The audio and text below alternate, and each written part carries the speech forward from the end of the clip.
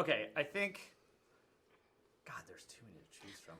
But I mean, my favorite scene in both of our films, I think, is no spoilers in case someone hasn't seen the original, but the ending on the beach with the Grand Councilwoman. I've always thought that is just like such a powerfully moving scene, and I feel like we made a couple tweaks here and there, but just sort of like it's where all of the kind of emotional currents that you've been kind of juggling throughout the film come, and finally, like you land the airplane in that scene.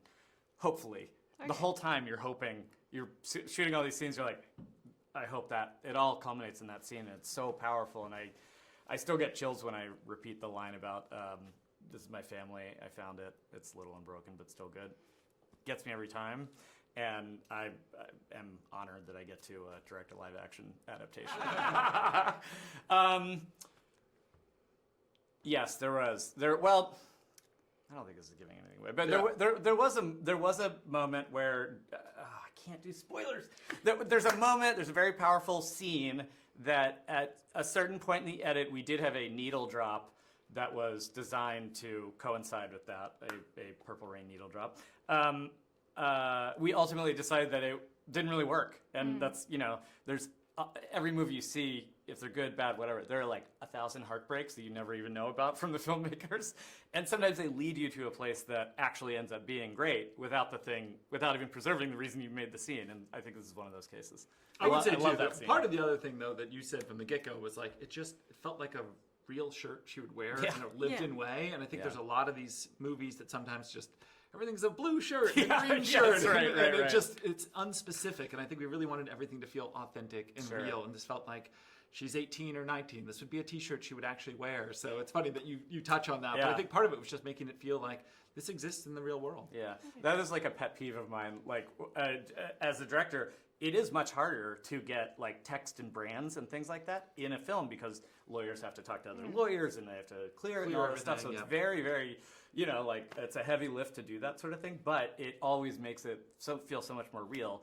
And not only our wardrobe department, but also our production designer, Todd Chernowski, like we're very thorough and really embrace the challenge of like trying to do all the research. So like the stickers on the back of Tutu's van are exactly the stickers and the the nonprofit that like a neighbor near our studio like has on their van. Like it was all very authentic and textured. The details matter. The details matter. We went through a lot of steps to really try to create a real lived reality in front of the camera.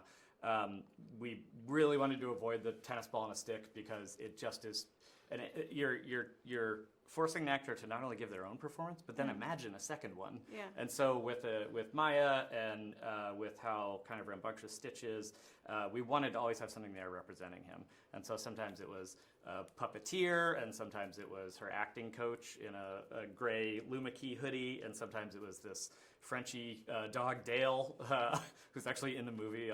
He's surfing in a couple shots, and sometimes it was Stuffy or whatever else. But it was always very important that she had something there to act with and react. Yeah. Linnell Bright is the director of the Kamehameha Children's School Choir. She was the chorus director on the first movie. They sang on the soundtrack of the first movie, and she also happens to be the mother of our author Chris Bright, or our screenwriter. And so there's a real family connection there, and we were excited to get them back again to work on this one. And then also there's a few other people who are returning musicians, and Mark Huapalo, who wrote the chants and did some singing on the original one, is back, and it was a real family affair.